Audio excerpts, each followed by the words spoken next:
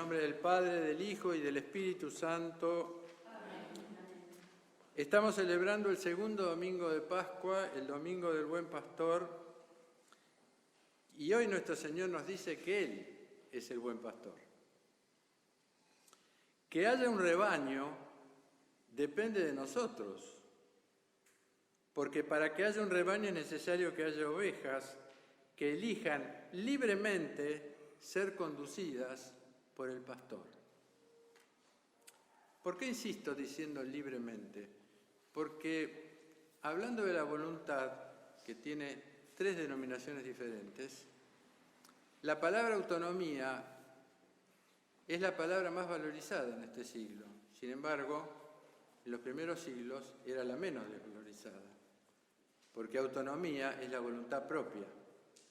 Autonomía. La palabra que era valorizada por los primeros cristianos era teonomía, que es la voluntad de Dios. Y después estaba la palabra heteronomía, que es la voluntad del maligno.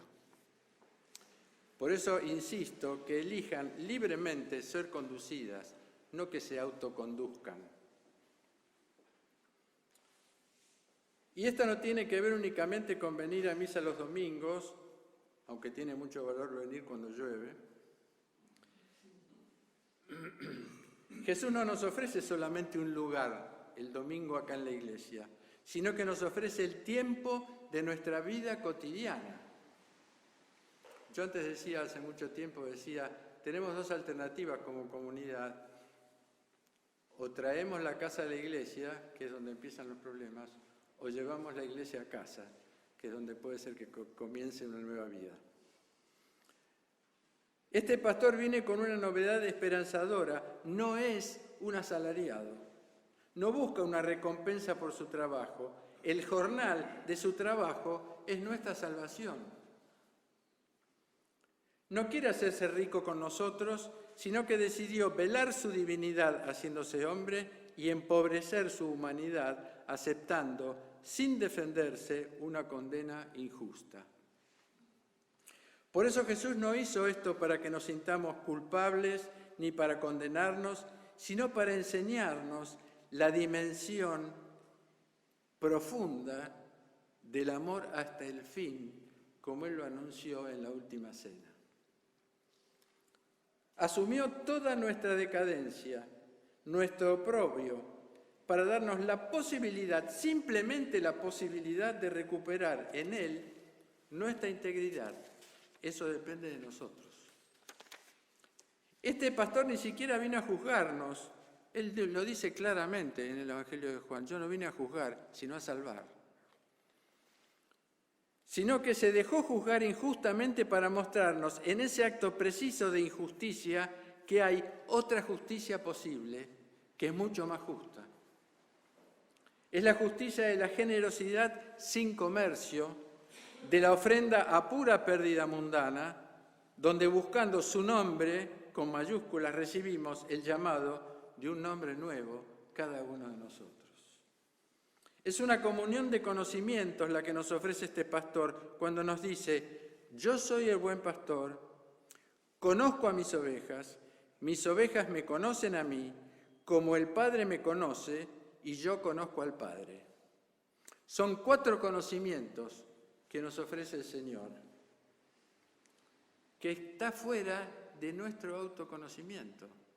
No lo nombra. Dice, el conocimiento del buen pastor a sus ovejas, el conocimiento de las ovejas al buen pastor, el conocimiento del Señor al Padre y el conocimiento del Padre al Hijo. No habla del autoconocimiento que es tan importante para este siglo, el autoconocimiento. Por eso San Pablo nos dice, ahora vemos como en un espejo, confusamente, después veremos cara a cara. Ahora conozco todo imperfectamente, después conoceré como Dios me conoce. Veremos cara a cara significa, veremos de persona a persona, no de individuo a Dios, de persona humana a persona divina. El Señor busca despertar nuestra generosidad para que en ese vacío escondido detrás del don silencioso y gratuito, su amor vaya ocupando el lugar de nuestra integridad no cumplida. Siguiéndolo como ovejas asombradas, se detienen lentamente las demandas, los derechos, el provecho, y así desaparece el yo desconocido de Dios, de nosotros.